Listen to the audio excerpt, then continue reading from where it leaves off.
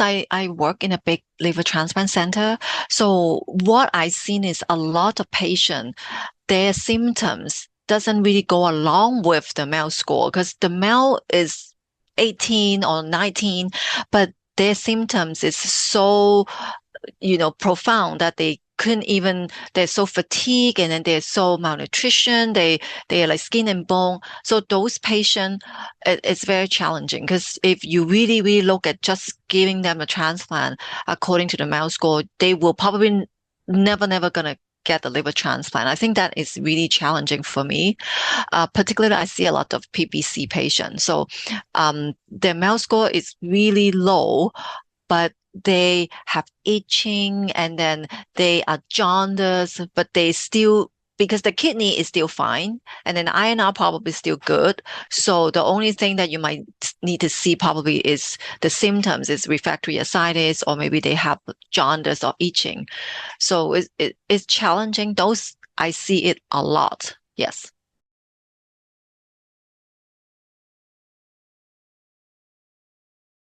So, from my experience, sometimes we have to, when we max out all the option, sometimes we have to reach out to another region. Maybe they can go to Florida because the MELD score is much lower compared with California. Because I'm in region 5. California, you need to get like mid 30s, and it also depends on their blood type. If they're type O, even 31, you will not get a liver transplant. So you might need to probably reach out to another region or maybe live donor, although UCLA does not provide live donor transplant. I know USC does. So that might be another option for them because they will actually transplant people that they have much lower MELD score.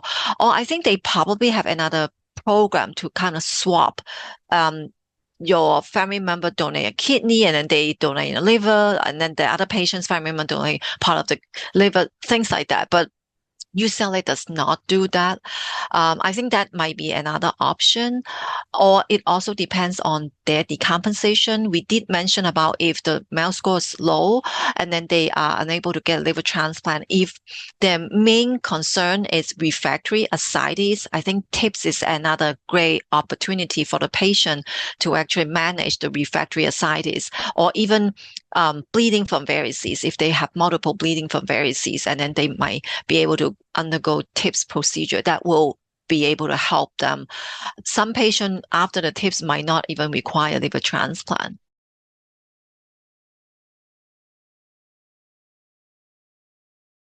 So I definitely would tell them it's a long process. Although we said it's like 3 days, Monday, Tuesday, Wednesday, need to stay close by because we have so many patients came from Bakersfield, from really far distance, and then they drive like 2-3 hours come here, and then we will just tell them maybe your family member need to get Airbnb, just stay here for the whole week because otherwise you have been like back and forth multiple times because of the following with all those appointments. And they definitely, the evaluation process is really long. I listed like 3 pages on the PowerPoint presentation.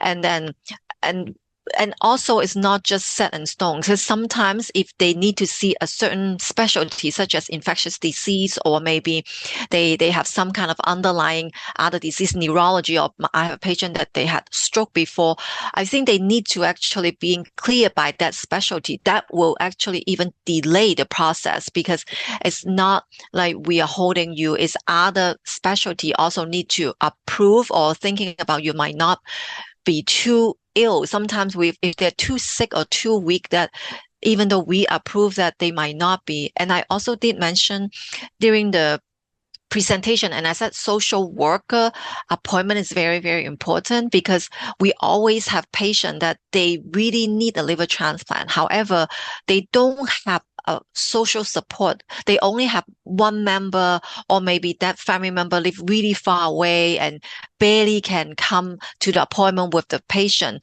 That is also important. That I will upfront and tell them that they need to come here at least 2 family member if they have a social worker appointment with them.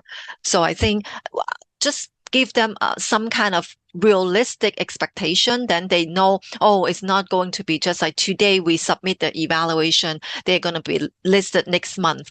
Probably no. It takes a few months for the patient to be listed.